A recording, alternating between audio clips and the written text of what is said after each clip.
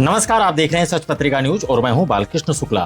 कोटपुतली और आसपास के क्षेत्र के आज के इस बुलेटिन में देखिए, एमपी के कैबिनेट मंत्री राकेश सिंह का कोटपुतली के सरुण माता मंदिर दौरा, गोपालपुरा रोड पर व्यापारी से 50,000 रुपए की बेखौफ लूट, अरावली जांच कमेटी के मौके पर न पहुंचने पर ग्रामीणों का फूटा गुस्सा और स्कूल गई 15 वर्षीय छात्रा के संदिग्ध परिस्थितियों में लापता होने की खबर। आइए अब देखते हैं इन सभी खबरों को विस्तार से।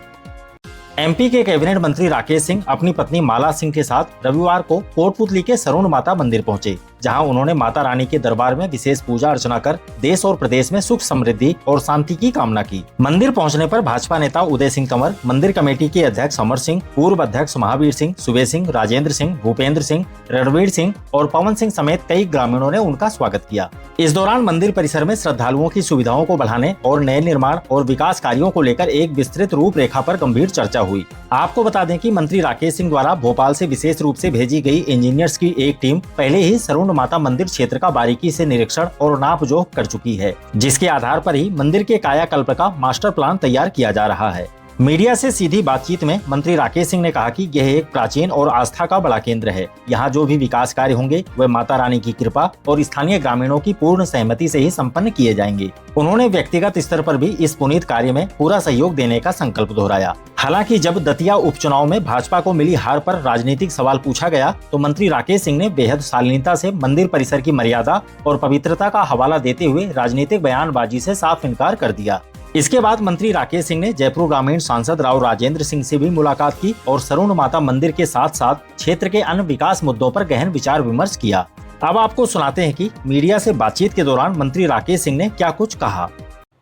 अत्यंत प्राचीन पांडवकालीन है, माँ योग माया है, जिन्हें अलग अलग नाम से लोग जानते हैं।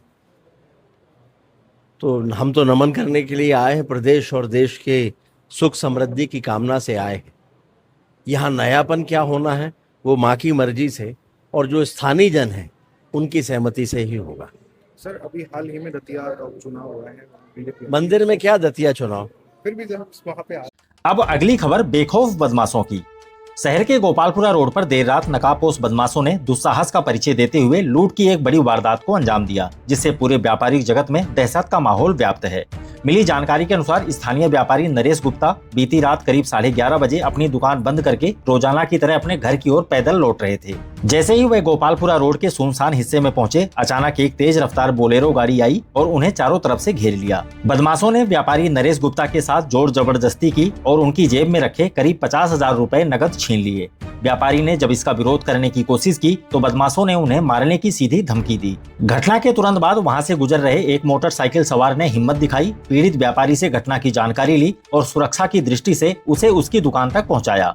घटना की खबर मिलते ही पुलिस महकमे में हड़कंप मच गया। स्थानीय थाना पुलिस तुरंत दलबल के साथ मौके पर पहुंची और घटना स्थल का जायजा लिया। मामले की गंभीरता को देखते हुए थानाधिकारी राजेश शर्मा ने बताया कि पुलिस आसपास की दुकानों और सड़कों पर लगे सीसीटीवी कैमरों के फुटेज को सघनता से खंगाल रही है, ताकि बदमाशों की पहचान कर जल्द से जल्द उन्हें पकड़ा जा सके।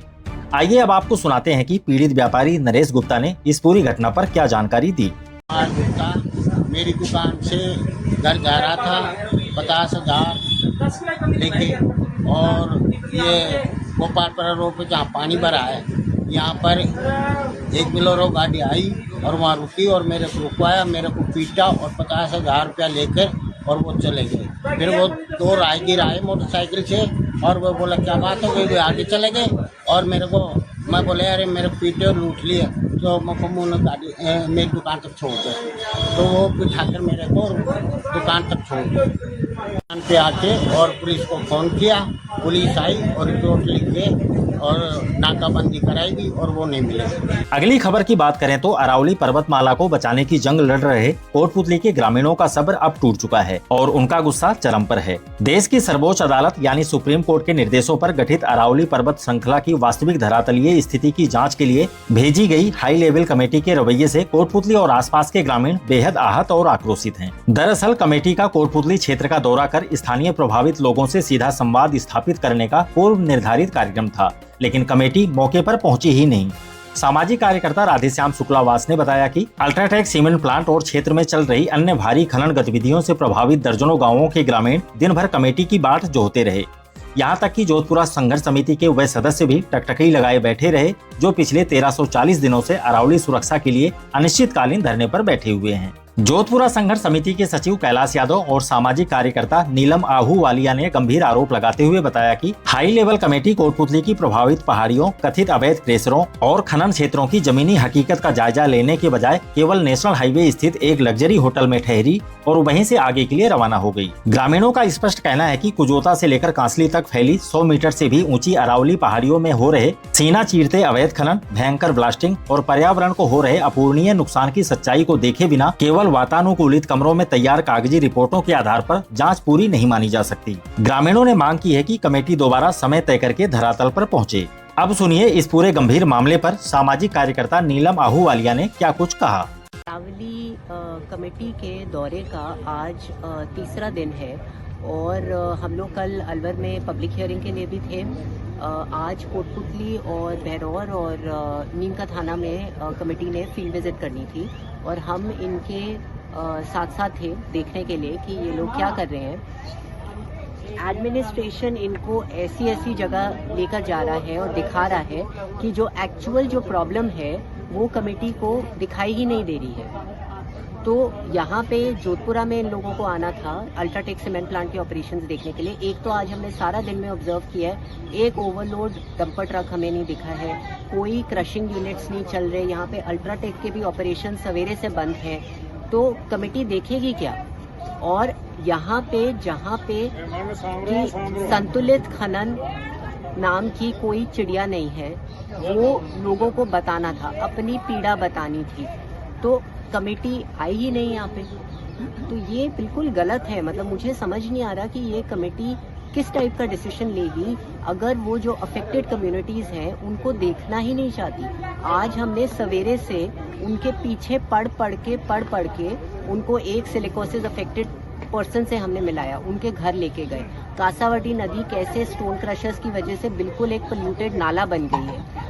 डस्ट वॉशिंग प्लांट्स कैसे चल रहे हैं और पोल्यूशन कर रहे हैं एक नोटिफाइड डार्क जोन में। मतलब ये भी उनके पीछे पढ़ के उनसे लड़ के, ऐसे थोड़ी काम होता है। आप साथ में सिटीजन्स को रखिए ना, आप सही ढंग से देखिए। एडमिनिस्ट्रेशन तो आपको वही दिखाएगा जो वो चाहते हैं दिखाना। ये बिल्कुल गलत हो रहा है। ये बिल्कुल भी सही नहीं है, बिल्कुल भी सही नहीं। बुलेटिन के अंत में बात एक संवेदनशील और चिंताजनक खबर की। कोटपुतली थाना क्षेत्र में स्थित एक निजी स्कूल में पढ़ने वाली 15 वर्षीय नाबालिग छात्रा के संदिग्ध परिस्थितियों में अचानक गायब होने से परिजनों में कोहराम मच गया है और पुलिस प्रशासन की नींद उड़ गई है। जानकारी के मुताबिक छात्रा बीते 7 अगस्त की सुबह करीब 7:30 बजे हमेशा की तरह अपने घर से हाईवे स्थित एक निजी स्कूल में पढ़ने के लिए निकली थी, लेकिन दोपहर 1:30 बजे स्कूल की छुट्टी हो जाने के बाद भी जब घंटों वह घर नहीं पहुंची तो परिजनों ने अनहोनी की आशंका में उसकी तलाश शुरू की। परिजनों ने जब आसपास के रास्ते और दुकानों पर लगे सीसीटीवी फुटेज खंगाले तो उनके होश उड़ गए। फुटेज में छात्रा को 2 संदिग्ध युवक मोटरसाइकिल पर बैठाकर ले जाते हुए दिखाई दिए। पीड़ित पिता ने तुरंत कोटपुतली थाने पहुंचकर लिखित शिकायत दर्ज कराई। पिता का दावा है कि सीसीटीवी में दिख रहे युवक की पहचान कोटपुतली के बूचाहेड़ा निवासी गौतम के रूप में हुई है। पिता ने आरोपी युवक पर अपनी नाबालिग बेटी को बहला फुसलाकर भगा ले जाने और उसके साथ किसी गंभीर अनहोनी की आशंका जताई है। इस गंभीर मामले को लेकर पुलिस ने तुरंत मामला दर्ज कर जाँच शुरू कर दी। पुलिस अधिकारियों का कहना है कि सीसीटीवी फुटेज और मोबाइल सर्विलांस समेत अन्य तकनीकी साक्ष्यों को बारीकी से खंगाला जा रहा है। छात्रा की सुरक्षित और सकुशल बरामदगी के लिए पुलिस की अलग अलग टीमें संभावित ठिकानों पर सघन दबिश दे रही हैं। तो ये थी कोटपुतली बहरौर जिले की 4 बड़ी खबरें। क्षेत्र की हर छोटी बड़ी खबर सबसे पहले देखने के लिए आपके अपने भरोसेमंद YouTube चैनल सच पत्रिका को अभी सब्सक्राइब करें और बेल आइकन दबाना बिल्कुल ना भूलें।